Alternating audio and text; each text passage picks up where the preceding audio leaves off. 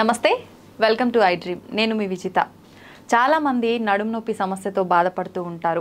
అయితే అసలు నడుము నొప్పి వచ్చిన తర్వాత ట్రీట్మెంట్ అయిపోయినా కూడా జాగ్రత్తలు అయితే తీసుకోవాలని చెప్పి డాక్టర్స్ చెప్తుంటారు. ఎటువంటి జాగ్రత్తలు తీసుకోవాలి, అసలు నడుము నొప్పి వచ్చినప్పుడు మనం అది నార్మల్గా వచ్చే నొప్పా లేదంటే ఏదైనా ఇబ్బంది వల్ల వచ్చే నొప్పా, ఇలాంటి డౌట్లు చాలా మందిలో ఉంటాయి. ఎలా గుర్తించాలి, ఏంటి, వీటన్నిటి గురించి చాలా ఎక్కువగా ఆలోచిస్తూ ఉంటారు. ఇటువంటి అన్ని డౌట్స్ క్లియర్ చేయడం కోసం ప్రస్తుతం మనతో పాటు ఉన్నారు doctor K Vamsikrishna, neuro surgeon. ఇప్పుడు సార్తో మాట్లాడి ఈ విషయాలన్నింటి గురించి మాట్లాడేద్దాం. నమస్తే సార్. నమస్తే అండి. సార్, చాలా మందిలో నడుము నొప్పి అనేది ఈ మధ్యకాలంలో ఎక్కువగా చూస్తున్నాం. అసలు నడుము నొప్పి అనగానే అంటే టైర్డ్ అవడం వల్ల వస్తుందా, ఎక్కువ జర్నీస్ చేస్తే వస్తుందా, లేదంటే నార్మల్గా వస్తుందా, అసలు ఏంటి, ఎలా గుర్తించాలి సార్ నడుము నొప్పి నార్మల్లా ఏంటి అని? నడుము నొప్పి అంటే ఇంత ముందు కన్నా కంపేర్ చేస్తే it has become very common now. అంటే నడుము నొప్పి లేని వ్యక్తి అంటూ ఎవరు ఉండరు. లైఫ్ టైంలో ఎప్పుడో ఒకసారి కంపల్సరీ నడుము నొప్పి ఖచ్చితంగా వస్తుంది. ఎందుకు అని అంటే దీంట్లో రీజన్ వచ్చేసి కాల్షియం, విటమిన్ D3 ఎక్స్పోజర్ అనేది బాగా తగ్గిపోయింది. ఇంతకుముందు చిన్న ఉన్నప్పుడు అంటే this generation 80s to 90s ఉన్న జనరేషన్ వాళ్ళు use to go out to play, బయటికి వెళ్ళి ఆడుకోవడం ఇవన్నీ ఉండేది. But right now everything is indoor activities. అంటే ఇంట్లో నుంచి బయటికి రాగానే కార్ ఎక్కడము, విచ్ ఇస్ కంప్లీట్లీ కవర్డ్, ఎక్కడ సన్లైట్ ఎక్స్పోజర్ లేదు. Then your office is also completely with in indoors activity, closed activity కాబట్టి ఎక్కడ సన్లైట్ ఎక్స్పోజర్ లేదు. That is one of the reason where the bone becomes weak. Bone weakness వల్ల you will have this back pain. Back పెయిన్కి bone ఒక్కటే అవసరం లేదు.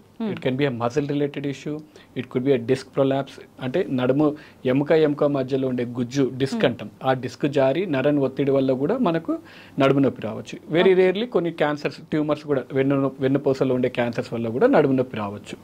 So this is basic. నడుము నొప్పి ఎందుకు వస్తుందంటే ఈ పలు కారణాల వల్ల రావచ్చు, మజిల్ పెయిన్ వల్ల. మీరు ఇప్పుడు ఇన్ని రీజన్స్ చెప్పారు కదా సార్, నార్మల్ దానికి ఇప్పుడు మీరు చెప్పిన రీజన్స్ లో ఉన్న నడుము నొప్పిని ఎట్లా గుర్తించవచ్చు సార్? నార్మల్ నడుము నొప్పి ఎప్పుడైనా మనకి ఎవరికైనా నడుము నొప్పి వచ్చింది అని అంటే యూజువల్లీ దట్ స్టేస్ అంటే లోకలైజ్డ్ పెయిన్ అంటాం. అంటే ఓన్లీ నడుము భాగాలనే ఉంటుంది. ఎప్పుడైతే నడుము నొప్పి అంటే ఈ డిస్క్ వల్ల కానీ ట్యూమర్ వల్ల కానీ నడుము నొప్పి కానీ ఎక్కువైతే ఆ నొప్పి కాళ్ళల్లోకి పాకుతుంది. సో ఎప్పుడైతే నడుము నొప్పి వచ్చి కాళ్ళల్లో పాకడం కానీ తిమ్మిళ్ళు రావడం కానీ ఉంటే then definitely that is an bad pain. ఆ నొప్పిని మనం జాగ్రత్తగా చూసుకోవాలి. ఓన్లీ లోకలైజ్డ్ పెయిన్ ఉంటే usually that is a muscle pain. అంటే ఓన్లీ కండరాలు పట్టేయడం వల్ల వచ్చే నొప్పి యూజువల్గా మనకు నడుములోనే ఉంటుంది. ఎప్పుడైతే నేను అన్నట్టు డిస్క్ జారడం వల్ల కానీ ట్యూమర్ వల్ల కానీ వస్తే నొప్పి, దెన్ దట్ కాళ్ళలకు జారడం కానీ తిమ్మిళ్ళు రావడం కానీ ఇవన్నీ ఉంటాయి. ఓకే, అంటే రెగ్యులర్గా నడుము నొప్పి ఉండి తిమ్మిళ్ళు వచ్చే వాళ్ళు ఎక్కువగా ఎట్లాంటి ఇబ్బంది ఉండే అవకాశం ఉంటుందంటే? ఎక్కువ ఆల్రెడీ మనం అనుకున్నట్టు ఈ నడుము నొప్పి తిమ్మిళ్ళు ఉన్న వాళ్ళకు డిస్క్ ప్రొలాప్స్. మనం యూజువల్గా you get any one scan done L4 L5 disc prolapse ఉంది అని అంటే యూజువల్గా నడుము నొప్పి ఈ కాళ్ళలోకి పాకడం. ఎక్కువ డిస్క్ ప్రొలాప్స్లో ఉన్నప్పుడు ఎప్పుడు నడుము నొప్పి కాళ్ళలోకి పాకుతూ ఉంటుంది. అలానే అన్ని రిపోర్ట్స్ L4 L5 డిస్క్ ప్రొలాప్స్లో అన్ని సర్జరీలు అంటే పెద్ద డిస్క్ ప్రొలాప్స్ ఉన్నాయనే ఏం అవసరం లేదు. 100 మందికి చేస్తే 90% మందికి L4 L5 డిస్క్ ప్రొలాప్సే ఉంటుంది. అంటే that is an very common entity. ఇప్పుడు మన రూమ్లో ఒక 10 మంది ఉన్నాం, 10 మందికి MRI చేయించిన L4 L5 డిస్క్ ప్రొలాప్స్ అనేది వెరీ స్మాల్ డిస్క్ ప్రొలాప్స్ ఉంటుంది. కాకపోతే ఎంత పెద్దగా ఉంది డిస్క్, నరాన్ని ఎంతవరకు ఒత్తుకుంటుంది అంటే ఒక డోర్ నుంచి ఒక మనిషి వెళ్ళేంత దారి ఉండాలి. నరానికి కూడా ఒక డోర్ లాంటిది ఎంట్రీ ఉంటుంది. సో ఆ డోర్ నుంచి బయటికి పోవాలి ఆ నరం. ఒకవేళ ఆ స్పేస్ తగ్గిపోయింది అనుకోండి, then you will have that pain. So disc ప్రొలాప్స్లో ఈ స్పేస్ తగ్గిపోతుంటుంది, కండరం ఎక్కువ అవడం కానీ డిస్క్ కానీ జారి ఆ నరాన్ని ఒత్తేస్తుంటుంది. ఒత్తేసినప్పుడు then you will have that pain. ఖచ్చితంగా ట్రీట్మెంట్ తీసుకోవాలా సార్? ఇట్లాంటి ఇబ్బంది ఉన్నప్పుడు కేర్ తీసుకుంటే సరిపోతుందా? మళ్ళీ ఇక్కడ ఏంటంటే అన్ని ఇప్పుడు 100 మంది బ్యాక్ పెయిన్ పేషెంట్స్తో వస్తే మేము 100 మందిని ఈరోజు చూశానంటే ఒక్కరిద్దరికి తప్ప మిగతా అందరికి మెడిసిన్స్ తోటి తగ్గిపోయేది ఉంటుంది. Very rarely we do surgeries for back pain. ఎందుకంటే ఆల్రెడీ అనుకున్నట్టు ఈ కాల్షియం సప్లిమెంట్స్ వల్ల లైఫ్ స్టైల్ చేంజెస్ వల్ల వచ్చే నొప్పులు ఎక్కువ ఉంటాయి. అంటే మనం ఎర్గోనామిక్స్ అంటాం, అంటే వర్క్ ప్లేస్లో ఎలా కూర్చుంటున్నాము, వెదర్ యూఆర్ కంప్లీట్లీ రిలాక్సింగా లేకపోతే బ్యాక్ స్ట్రేట్ పెట్టి కూర్చుంటున్నామా, whether you are sitting for prolonged టైమా, ఇవన్నీ లైఫ్ స్టైల్ మోడిఫికేషన్స్ వల్ల వచ్చే నొప్పులు.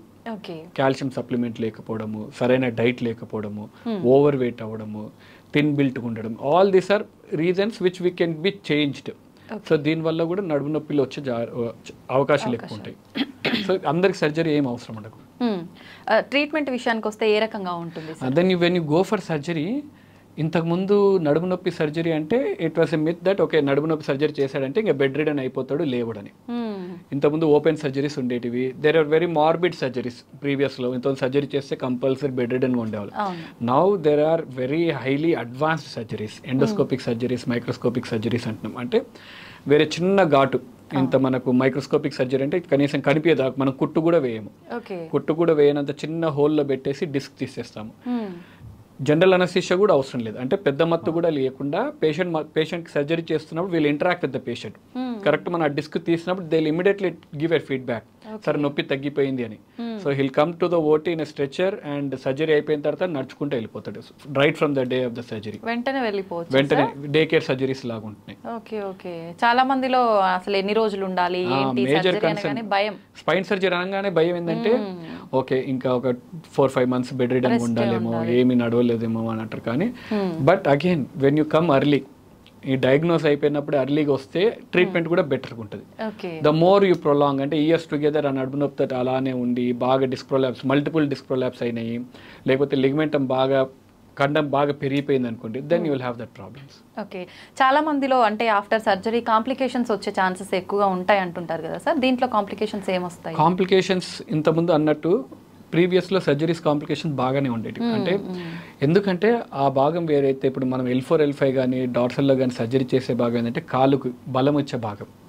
సో కొద్దిగానే సర్జరీ పేషెంట్ బాగా లేట్గా ప్రెజెంట్ అయ్యాడు అనుకోండి, సో సర్జరీ చేసిన తర్వాత కాలు చచ్చు పడిపోవడము, మనకు దొడ్డి మూత్రం నరాలు కూడా అక్కడే ఉంటాయి. సో ఏమైనా కొద్దిగా దానికి దెబ్బ తగిలినా దొడ్డి మూత్రం నరం ఇబ్బంది పడ్డము, ప్లస్ వెన్నుపాములో నీరు ఉంటుంది.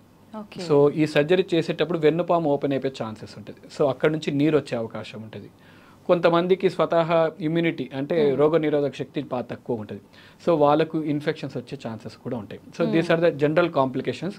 But I could say that complication rates బాగా తగ్గిపోయాయి కంపేరిటివ్లీ ప్రీవియస్లీ. ఇప్పుడు ఇంతకుముందు 100 సర్జరీస్ చేస్తే 60 to 70% కాంప్లికేషన్స్ ఉంటే now we could say 90% is the success rate in the spine surgeries. Only 10% very rarely we see complications. That too which are reversible complications, అంటే immediate గా తగ్గిపోయే complications. Okay sir, చాలా మంది అంటే driving విషయానికి వస్తే after surgery మేము driving చేయొచ్చా, ఎన్ని మంత్స్ తర్వాత చేయొచ్చా అనే డౌట్స్ కూడా ఉంటుంటాయి. డిపెండ్స్ అగైన్ డ్రైవింగ్ ఇప్పుడు ఏ సర్జరీ చేసామో ఎన్ని లెవెల్స్లో సర్జరీ చేసాము. ఇమాజిన్ ఈ అండర్గోన్ ఎండోస్కోపిక్ సర్జరీ చేసాము, సో 15 days తర్వాత వచ్చి మళ్ళీ ఒకసారి రివ్యూ చూసుకొని I tell most of the patients 15 days తర్వాత వచ్చాక చూద్దామని. By the time they come back they will be coming by driving. So endoscopic surgery చేసిన పేషెంట్స్ అందరు they will be driving. I even operated an young girl, 15-year girl who is a national weight lifter. Okay. She is an 130-150 kgs lift chestadu. I operated her and I said at least take 6 months time. Okay, okay. Then 2 months tarvata tanu oka video పంపించింది. Again she was lifting 150 kgs weight. So that is the beauty of endoscopic surgery. Then you can go back to your normal activities without any problem. Okay. Sir, చాలా మంది ladies లో ఉన్న అపోహ ఏంటంటే ఈ back pain L4 L5 ఈ pains రావడానికి reason pregnancy టైంలో వేసే ఇంజెక్షన్ ఎనస్థీషియా ఏదైతే ఉందో దాని వల్లే అని చెప్పి, అది నిజమే అంటారా సార్? లేదండి, ఎందుకంటే అనస్థీషియాలో పెద్ద మనకు స్పైనల్ అనస్థీషియా ఇస్తారు. ఆ ఇంజెక్షన్ ఎక్కడి వరకు ఇస్తారంటే ఓన్లీ వెన్నుపాము కొద్దిగా బయటగానే ఇస్తారు, ఎపిడ్యూరల్ గానే ఇస్తారు. సో దానివల్ల నడుము నొప్పి వచ్చే ఛాన్సెస్ చాలా తక్కువ. కాకపోతే కొద్దిగా నీరు బయటికి వస్తుంది, దాంతో you will have spinal headaches అంటారు. అండ్ కూర్చున్న దగ్గర కొద్ది నొప్పి ఉంటుంది, కానీ అబ్సల్యూట్లీ అనస్థీషియాకి మన నొప్పికి ఎటువంటి సంబంధం లేదు. కాకపోతే ప్రెగ్నెన్సీ యూజువల్గా ఈ మత్తు ఇచ్చేది ప్రెగ్నెన్సీ టైంలో.